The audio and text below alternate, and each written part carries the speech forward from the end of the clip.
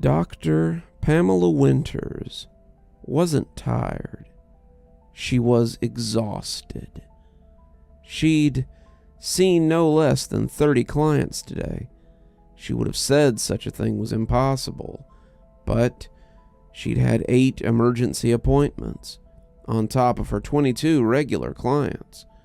She'd called Juliet around noon and let her know that this was way too many, and Juliet had apologized profusely, but said that it couldn't be helped. "It's the new year, Doc. You know January's our busiest time." Pamela sighed. She did know that, but she had hoped that this year would be the exception. Something about the holidays always brought out the anxiety in her clients, many of which had phantom twinges when they tried to remember family members or loved ones that winter had erased from their consciousness. This led many of them to make emergency appointments to see the good doctor, and winter would spend every day till mid-February taking memories and giving peace to the minds of her broken flock. It was nearly 8 o'clock.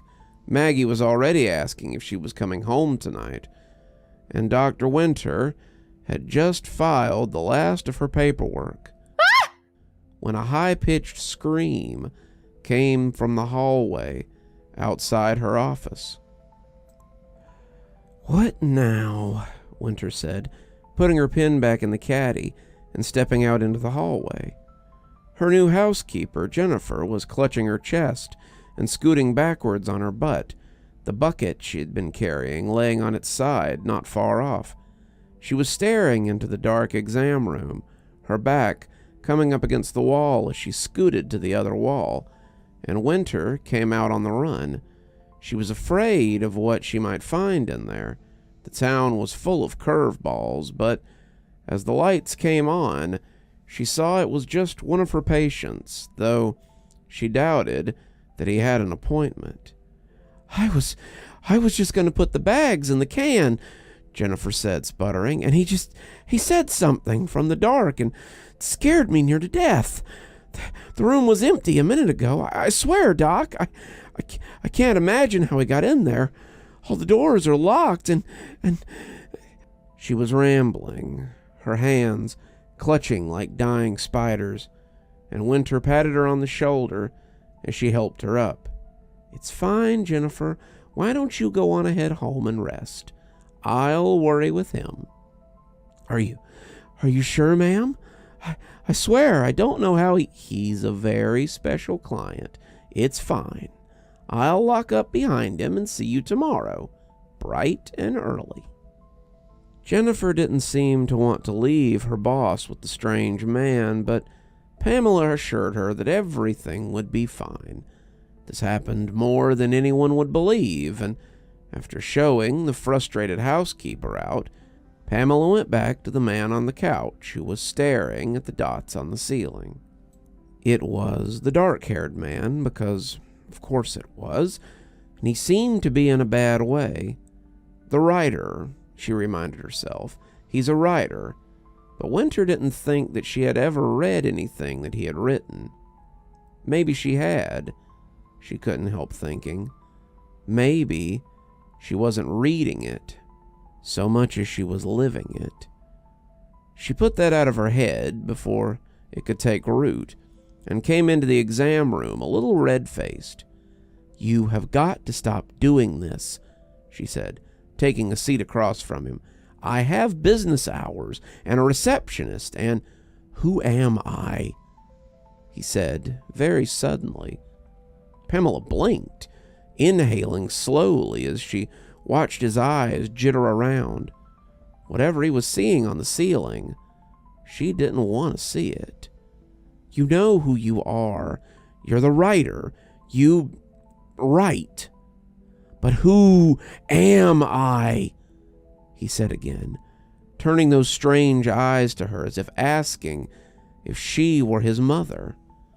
Winter tapped her notepad with her pen, trying to come up with a lie or a comfortable half-truth, and just deciding on the facts. "I don't know. I'm not sure who you are. I didn't bring you here like the others. I think you were here before me." "How could I be here before you?" he asked, turning back to look at the ceiling. Winter didn't know. She didn't really remember how she'd come to be here. She only remembered that she had. She had come out of that hole in the ground in the woods, the one that people seem to go missing around sometimes, and it would not have surprised her to discover it went all the way to hell. She wandered in the woods for a while, looking for something, but she didn't remember much about those times. She found the town, Kashmir, and settled here, and after a while, she felt called by people to come and help them. Sometimes she took away their memories. Sometimes she brought them here, but when she brought them to Kashmir, they stayed here. Oh, sure, they went to Atlanta on vacation or Tennessee for a hike, but they always came back, and they never seemed to want to leave for long. Except for him. He was different. The writer never left. The writer never went anywhere. He stayed in the town. He stayed home. And when he had megrims like this, he came to Dr. Winters, and she made them go away. Winter thought he might have been her first client, but sometimes it was hard for Winter to remember things. She remembered the time before coming here, and she remembered the time after opening the clinic. She remembered bringing people here from somewhere else. She remembered bringing Marguerite here, and the two of them making a life. She remembered her friends. She remembered her brothers. She remembered so many things, but she couldn't remember how she had gotten here. I don't remember how I got here," he said, his hands fidgeting on his chest like nervous birds. "I was just here one day. Did I make this place? Am I the architect or the prisoner, the patient or the doctor? I'm scared, Pamela. I'm scared of what will happen if I ever forget this place." Dr. Pamela Winters longed to reach out and touch him, to take his memories from him and devour them. She could feel the thin runner of saliva as it slid from the corner of her mouth, but as her hands began to reach towards him, something happened. It wasn't as if a physical barrier appeared between them. It wasn't as if she were repelled by an outside force. It was solely her will that stopped her. The act of touching him had always made her feel some way, but it wasn't until recently that she had a word for it. It would be blasphemy to touch him. It would be the most unrighteous of follies. "But you want to anyway," he said, and she realized that he was looking at her again. "Even if it would unmake creation itself, you would do it. Isn't that so? You would profane yourself. You would debase yourself. You would go against your very nature if it meant a single look at the truth that lies within me. Isn't that so?" He wasn't himself, Winter knew.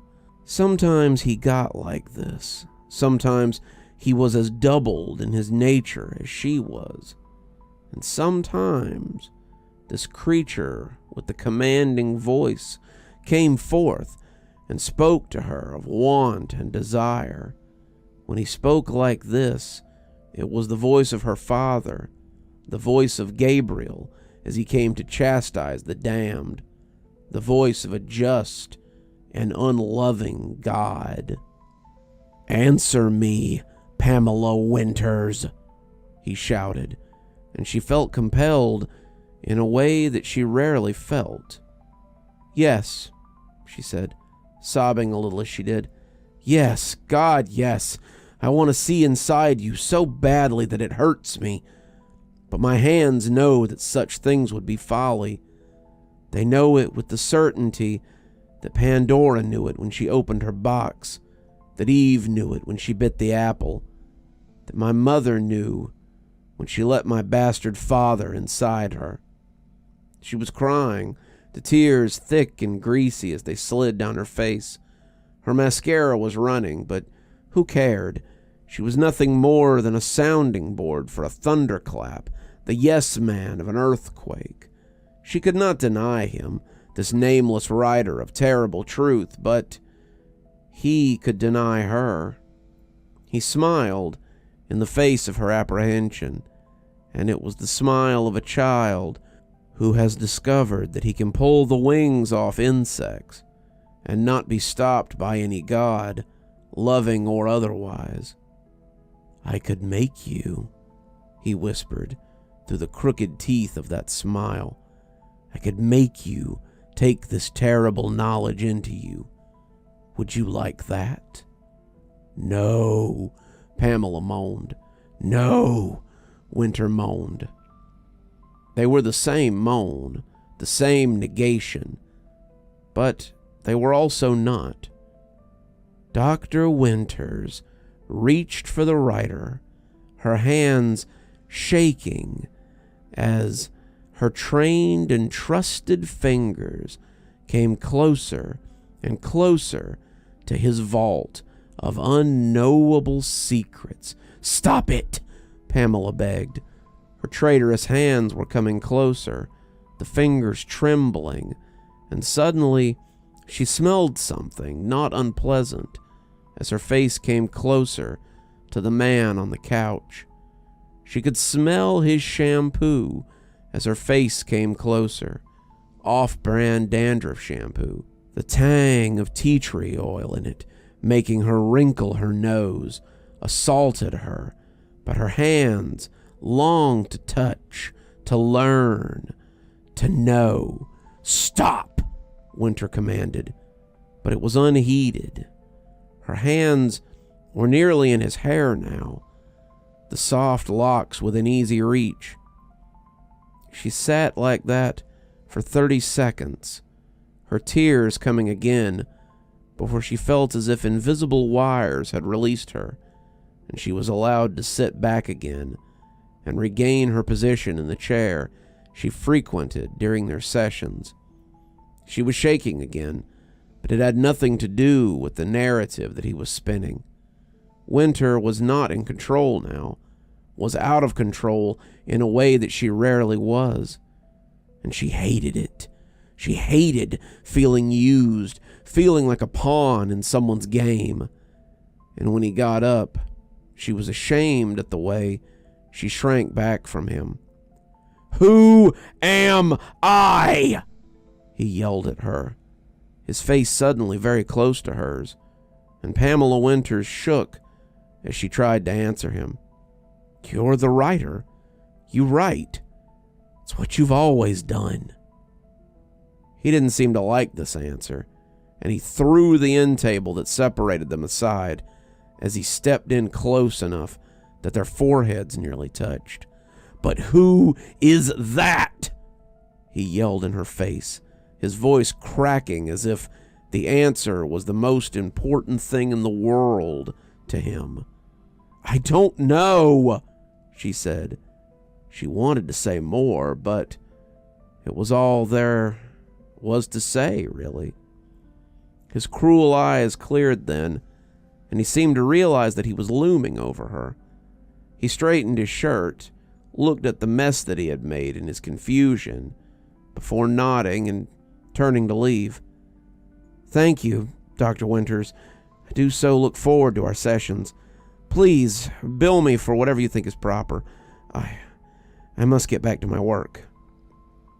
He left then, but Pamela Winters did not.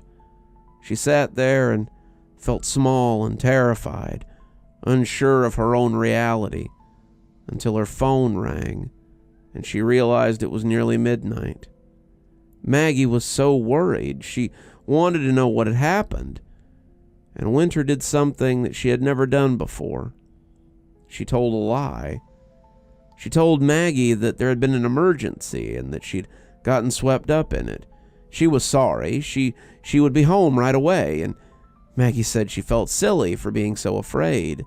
She would come see her soon, and then she hung up. Winter went to the bathroom and fixed herself. She couldn't let Maggie see her like this, and she would certainly never tell her what the writer had said or done. Maggie's reality was fragile enough sometimes, and the last thing she needed was Winter shaking the unsteady edifice of her mental health. She would try her best to forget this encounter, as she always did, and after a time she would succeed.